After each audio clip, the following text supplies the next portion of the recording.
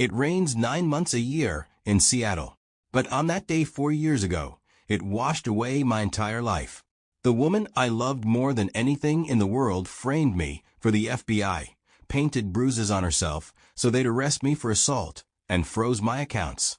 She thought she'd erased me. But she forgot what I do for a living. My name is Mark. I'm a cybersecurity architect. My job is to build digital fortresses for large companies. I'm used to calculating system errors, but I didn't notice the error in my own life. We met in the pouring rain outside Spike's Coffee. My umbrella broke in the wind, and suddenly a large blue dome appeared above me. Emily was holding it. Golden hair, eyes the color of a stormy ocean. She worked as a lead financial analyst at an investment fund. We talked for 2 hours. She was chaos and market dynamics. I was the iron logic of code. 2 years of absolute happiness in my townhouse overlooking the Space Needle. I had already chosen an engagement ring at Tiffany's and was waiting for our anniversary. Until Friday, October 14th. The next morning, my life fell apart.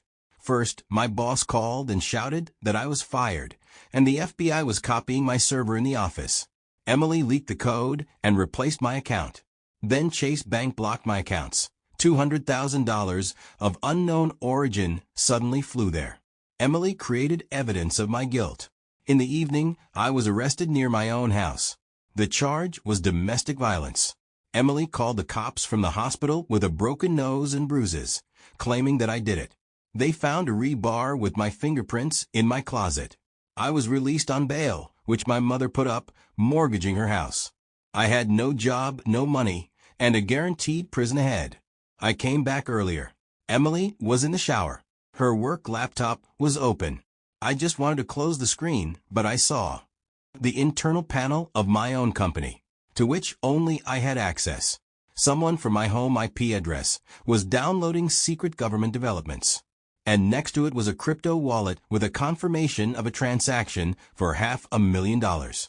She came out of the shower, saw me at the computer, and said defiantly, without an ounce of fear, "You shouldn't have looked there, Mark."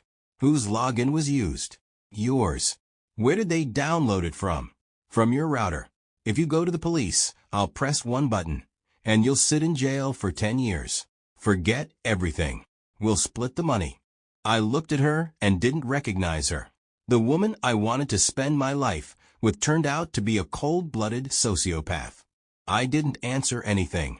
I just grabbed my jacket and went to the motel. I thought I was taking a break. But Emily had already started a war. I locked myself in a motel. 3 days without sleep. Emily thought she was the smartest because she hid the ends in the offshore Cayman Islands via VPN. But she forgot that any program has a weakness. It's human pride. I hacked her personal iCloud and found encrypted correspondence. Emily was playing a very dangerous game. She worked for Marcus Trent, a Seattle crime boss who laundered money through her investment fund. But Emily was stealing from him too.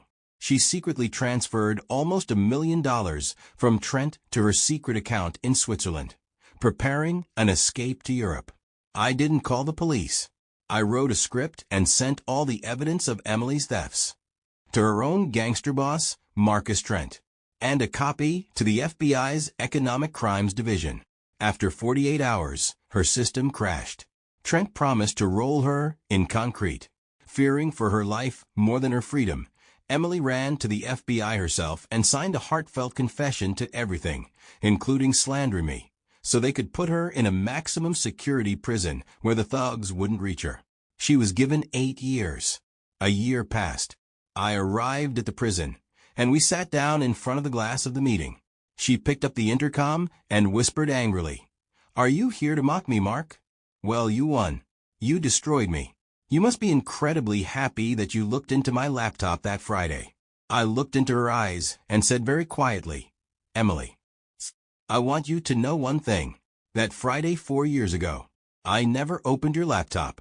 I knew nothing about your machinations. I came earlier only to tell you that I had fallen out of love with you and that we should part ways. But you were so scared of your own shadow that you panicked and gave yourself away. You declared war on a person who just wanted to leave quietly. You built your own scaffold. Thanks for the tip about the offshores. The FBI paid me that $200,000 as a tip-off. I hung up and left. The rain in Seattle is still falling. It's washing the dirt off the streets. And you know what? I like this rain a lot better today.